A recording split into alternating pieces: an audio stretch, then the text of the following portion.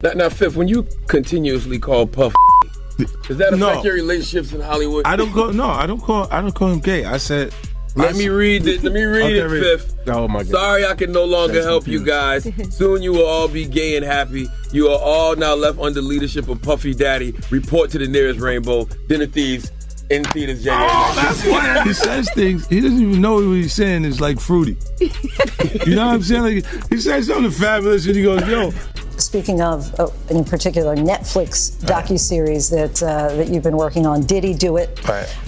You've been saying for years that you feel you knew Diddy's character. Right. Feel uncomfortable with the way you represent the idea of going to these projects. To come party with me. Yeah. And then that swayed me away from it. Just that alone. Nigga Puff, like he called, we should kick it on phone and shit after the main. Right. And the nigga, matter of fact, they sent me the girl pictures, like pictures of this girl, like, and that shit the job.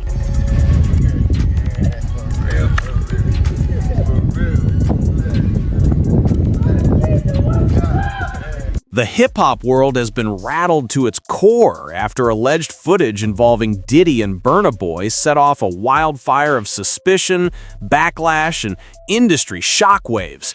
What once looked like a powerhouse alliance is now being picked apart as fans and insiders whisper about hidden motives, shaky deals, and cracks that were quietly forming behind closed doors. Cutting through the chaos, 50 Cent steps in with his signature no-filter commentary, breaking down how power can twist partnerships and how fame, when used like a weapon, can flip collaborators into competitors. For him, this isn't just another messy headline, it's a rare look into the darker corners of the entertainment machine, where influence runs everything, loyalty bends under pressure, and even the brightest alliances can crumble under manipulation and control. Isn't it weird that the government was so interested in Diddy's baby oil that they took 1,000 bottles away from his house? If the government took 1,000 bottles of baby oil and somebody had things what appeared to be baby oil, and then you have to listen to the prosecutor. He said that they seized 1,000 bottles what allegedly to be baby oil. Allegedly to be baby oil. So that's telling people that it wasn't baby oil. And people think that that was baby oil, they out their mind. I don't believe it was baby oil. Yo, bro, when they went up in there, they knew what they was gonna find. They knew what was ever in that baby oil or that those bottles that appeared to be baby oil, they knew about that at first. You gotta realize 9 times out of 10, that individual that got caught at the airport, that was supposed to be their carrier, told them what they was doing and what they had. I wouldn't put him past that he told them everything.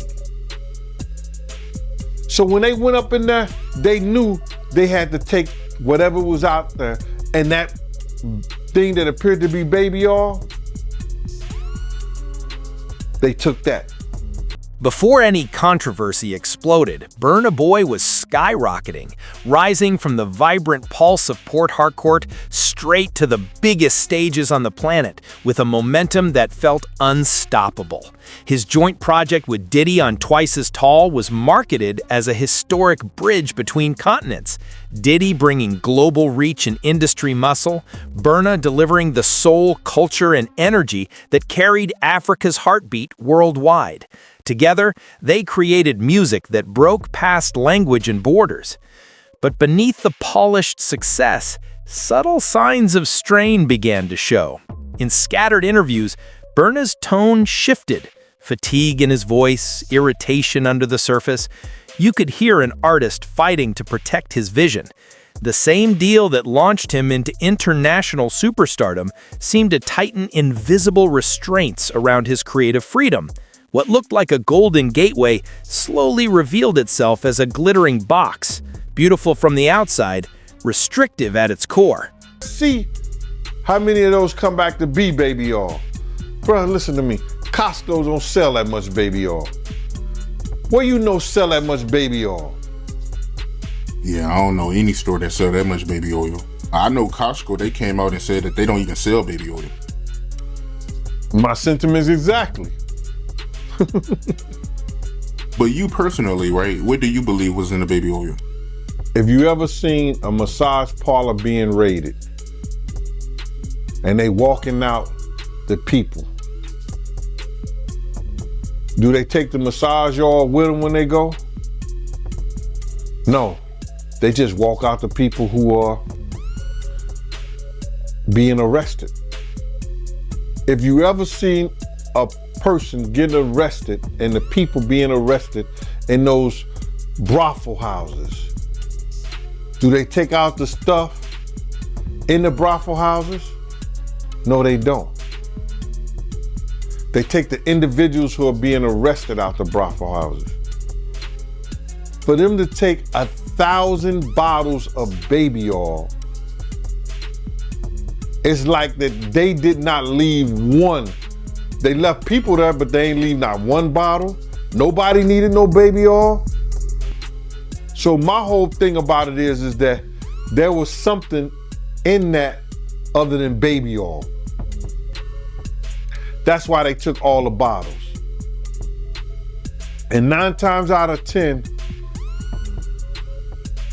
if I would give it a wild guess, it was, and like some of the people told me, it was probably that GHB. What's that? I think it's gamma hydrox.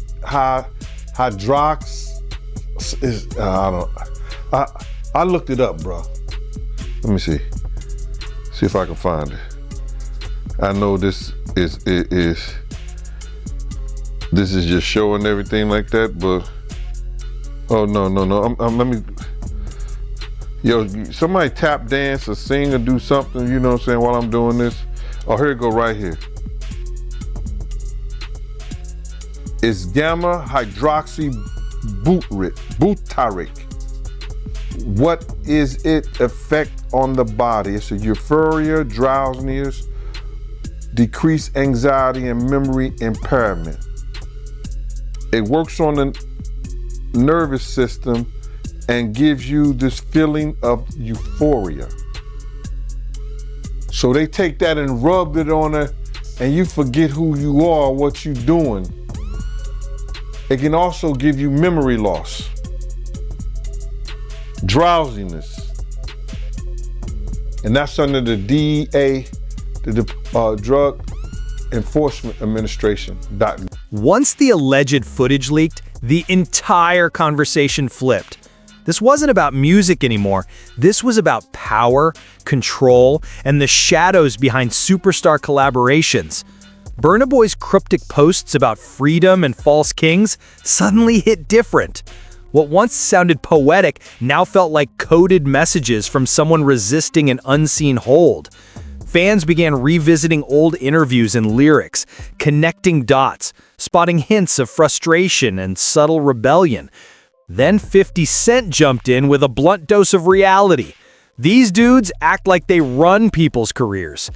That one line shook the culture, reigniting debates about how often power gets disguised as mentorship. His words stripped away the glossy surface, revealing an industry driven by deals, favors, and leverage. And as the dust settles, one heavy question remains. In a business where success often comes with strings attached, does true creative freedom still exist? No, you want to sit around and pretend to like bitch. That's what y'all do. And then you get these hard jostling.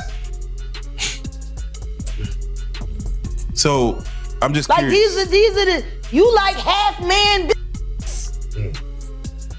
No disrespect, but jostling rough. Them shoulders is. And the way she like running up on, I already know she done strapped up on you. Ooh. So Jack, let me ask you. There's one. Some of the shocking things. I hear that mean with a harness. Oh.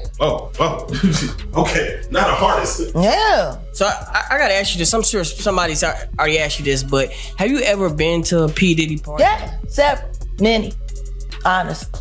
And so, can you take us through like what goes on, like when you were there? What did I say when y'all asked me about why was the TD Jakes at the Diddy party? Yeah. What'd I say? Money. And That's correct. Were you surprised that there were so many cameras in his houses? no. That he was recording these? Of course, he is the J. Edgar Hoover of hip hop. Okay. Y'all done seen him put on the pyramid with a skirt? So let me ask you, when you hear that Cassie was told to hire male escorts to come and what they call freak-offs now. Yeah. That is something normal that happens in Hollywood? Yeah. Freak-offs. Yeah. Okay. Everybody know that. I've been saying it. Yeah. Yeah. How many times I got these is wild. So do you feel like people, when they hear pink cocaine, Young Miami has to bring across? Wait, the Tusi. Yeah, the Tusi. That's what they call. I found out. I talked to my drug guy because I wanted to be informed. Because people was calling it Tusi, that's calling it the Tunchi. I didn't know which one it was, so I talked to my drug guy, and my drug guy filled me in, and then it made perfect sense. Tusi. Talk to him. Drugs with Jaguar. Let's talk. Drugs education. 101. So Tusi is the cocaine, but they take the ketamine and cook it up. And they fold it into the coke. Now, if you don't know what ketamine is what they call on the street Special K. It's a veterinary drug. It's a horse tranquilizer. Now, gay men have been using this for years. See, back in the day, if you went to a gay party or a gay rave, there were certain drugs that you would always find on hand. Viagra, ecstasy, Special K, and cocaine. Now see, the cocaine keep you up all night, but unfortunately it gives you limp noodle because of with the blood flow. So you with a half-hard dick all night. So that's why you have the Viagra to make sure that the dick involuntarily stays hard while you're numbing yourself with the coke. Now see, the ketamine, that's a horse tranquilizer, so that relaxes all your muscles. You could get by 80 ton gorillas. You wouldn't feel a thing. So now, your dick is gonna stay hard. You numbed up and you high. You got the ketamine in you so you don't feel shit. And then you add the ecstasy to put in the feeling that you've now blocked out. And now you got a party.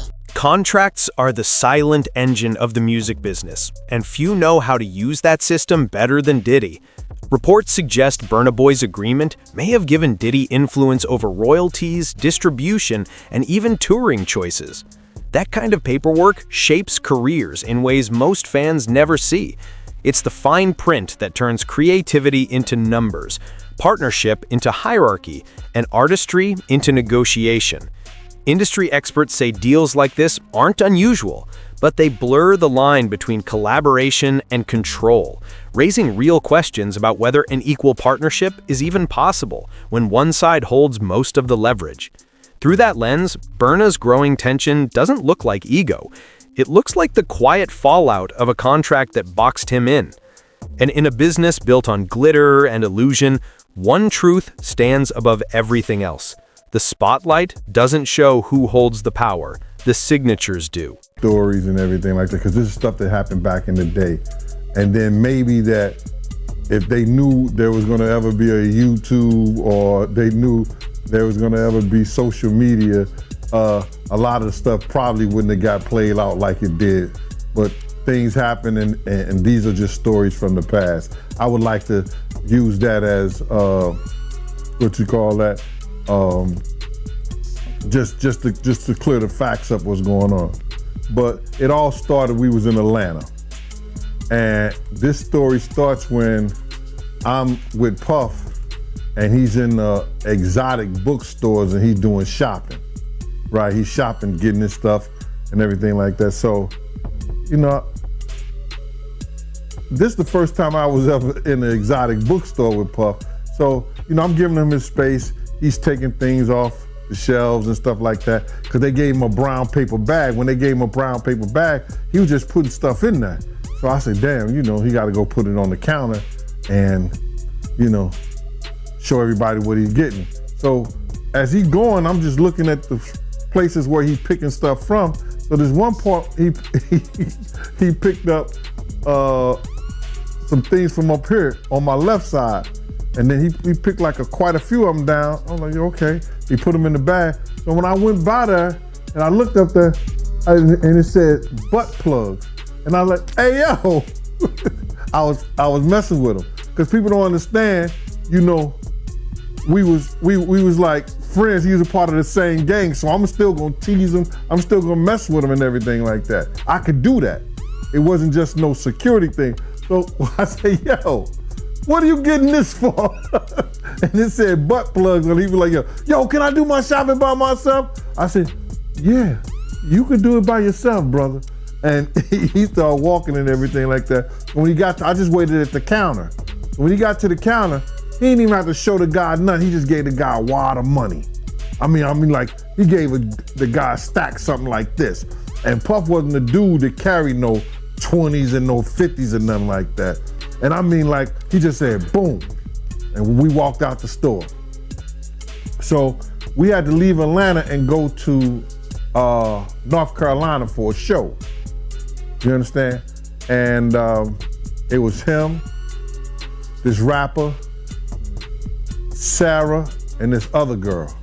We all got on a G5 jet, and we flew to G4 jet, and we flew to North Carolina. So later on that, I think that afternoon, same day,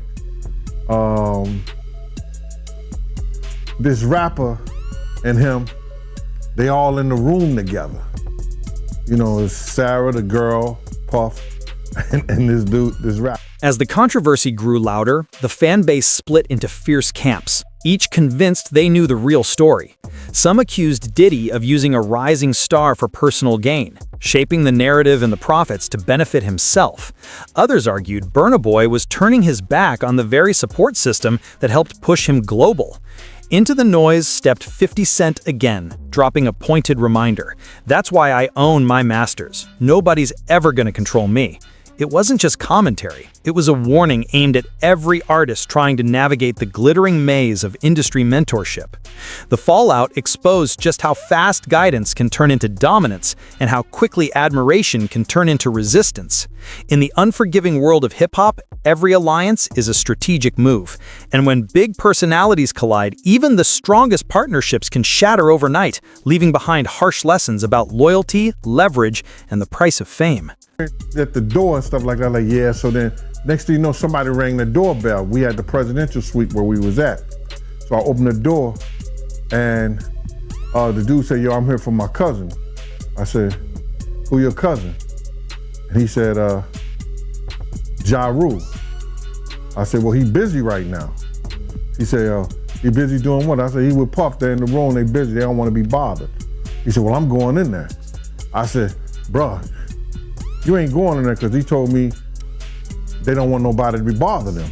He was like, yo, I don't care, man. I'm going in there. That bull like that. I said, yo, bro, Jesus Christ had to come down here and take the air out of my body before you get in that room right there. Watch. He tried to bum rush me. I grabbed him and threw him against the piano.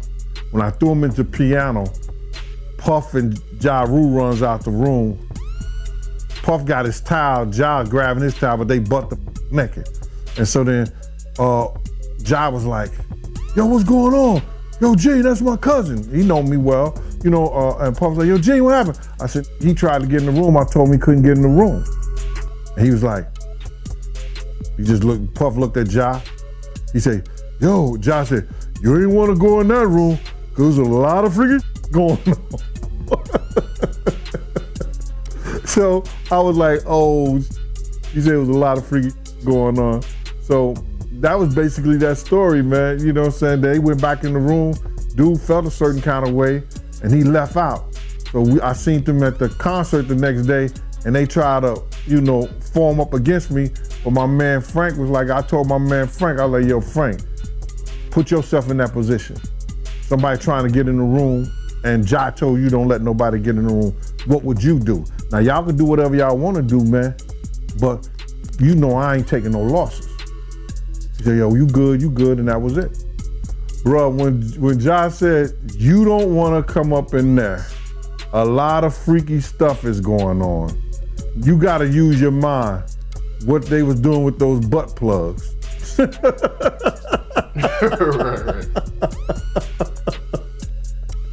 The leaked material pushes the conversation far beyond legal fine print. It forces the entire industry to confront a deeper ethical dilemma, questioning the true role of powerful figures like Diddy and what responsibility they hold when mentoring rising artists who trust them with their careers.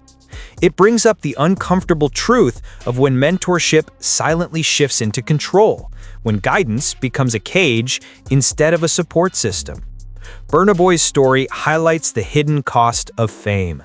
The higher an artist climbs, the easier it becomes to lose hold of their own identity. The lights get brighter, the crowds grow louder, but somewhere in that climb, the artist's real voice risks being drowned out by the success they fought so hard to earn. He should have enough money to He check. put the boots to that girl. She's supposed to be a good bitch. No matter who she with. All the time he putting a groom in her. Of course he thought it was still gonna work. He thinks he's God. Right. He ain't doing shit. Raped the f out of that bitch, put the boots to her last time I seen her. Her and her trainer, boyfriend, husband. I don't get no. So you hear about stories of Diddy like shooting people, blowing up cars. Yeah. Is he this gangster that behind the scenes that is that him or is that people Shout around? out to Wendy Williams, the first woman to uncover the homo thugs. That's what these download bitches was called when Wendy first started talking about it in the 90s, the homo thug. She's talking about Diddy. And then what's the stuff that's happening with Wendy Williams? Do you think this is all connection too? Of course. They've been waiting. He's been waiting. He was waiting for Kim. Remember? He was waiting. The casket was ready. She was literally casket ready. Some people are saying the whole Wendy Williams documentary that she's pretty much allegedly playing this way to keep herself safe from him, from any unaliving. It's been working for Orlando Brown. Why wouldn't it work for Wendy? To play crazy. Why wouldn't it work? Hey, no. Hey. The oosh gosh whoosh wash. Bop. Orlando's brilliant. Right. Yeah. Y'all spent time with him. We did. Yeah. He's highly intelligent. Yes. Imagine what it's been like to wear this character for this long. No. I can only... That he does is a character. Actually, the shit he does online is the best acting he does.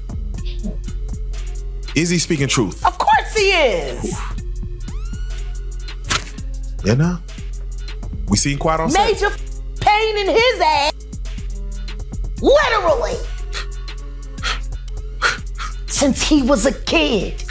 Man. And then milk ram. Talking about expensive pain. In his ass. Wait, this is Philly you're talking about now. Wait a minute, Jack. Meek. Wait a minute. He's a Fruit Loop. He Diddy fried. This is Philly. He's a deep fried. Period. He Diddy fried. He Diddy fried. He the Diddy do our bop. Meek. Real rap. You think that audio that they put out was real? Yeah, that was him. Nicki put that out there. That Nicki recorded that at the off in the Calabasas. She been waiting to drop that shit on Meek. She just wasn't gonna tell nobody it was Diddy. But now that Diddy out there, why not? So then who's the guy who's claiming he recorded it? Oh, somebody that got paid? Yeah, he said like I was standing somebody outside the door. That got paid. Yeah. Just like it wasn't seminal fluid that Justin Bieber was wiping away from his mouth when he brought his face up from Odell Beckham's groin in a club with Trey Songz on the lookout. The images are there. Diddy-fied. The collapse of this situation ripped the shine right off the surface, turning what once looked like a flawless victory into a harsh cautionary tale about the true price of success. A partnership once celebrated as a dream match now stands as a reminder that fame without control is just a polished kind of captivity. In his commentary, 50 Cent reframed the chaos as a wake-up call for every artist chasing validation from industry giants, hammering home that owning your craft means more than any award or chart position. The tug-of-war between power and creativity has always existed, but rarely does it unravel this publicly. And now the world is forced to face a painful truth. Behind every blazing stage light, there's a battle for independence. And not everyone leaves that fight with theirs intact. All about the money. They saw what he did to Cassie. With the kicking, the punching. They saw what they did to Cassie. They know that nobody in America liked that. So now, these people are represented by a brand. Whether it's something about the music, clothing, movies. They're not gonna come out and speak on nothing that has anything to do with them. And they praying that they not on the tape doing crazy stuff, being oiled up in the whole 9 yards. They praying. So until the feds say, hey, yo, listen here. We got you on, hey buddy, we got you on this tape, and girl looked like she was pretty young. We're not gonna show it, but we need you to come and testify against Brother Love, P. Diddy, Puff Daddy, you know, Sean Combs. That's when they're gonna start talking. And they're not gonna be talking in his favor. When the feds come to them and show them what they got on tape, because if he had 250 tapes all over, 250 cameras all over the house, somebody got caught stealing a cookie out the cookie jar. It could be your favorite pastor. It could be your favorite politician. But they didn't think they was being watched, and Brother Love was watching. Yeah, I mean, TD Jakes, he haven't even came out and said anything. And him and Diddy was real cool. Amen. Amen. Yeah, man. And I know the people in the congregation over there is shaking in their boots because this man didn't led them probably, allegedly probably led them to damnation, because those people's hearts are gonna be broken if that man is seen on those tapes doing anything. Because people always put their faith in the pastor instead of putting their faith in God. And what they need to do is understand that he's just a man. And he has a history. It's not looking too good for him. So you feel like celebs are worried that they might be on tape? Oh, they know. That's why they ain't speaking up or saying nothing.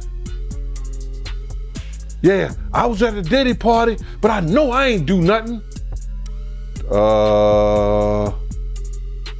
When you don't know somebody's taping you when you don't know that somebody is videoing you in some kind of form or fashion, you got that alcohol, you got the drugs in you, they're a little loose, bruh.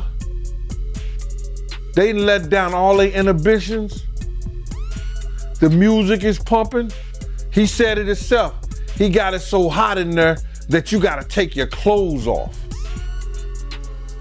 He said that himself, bruh.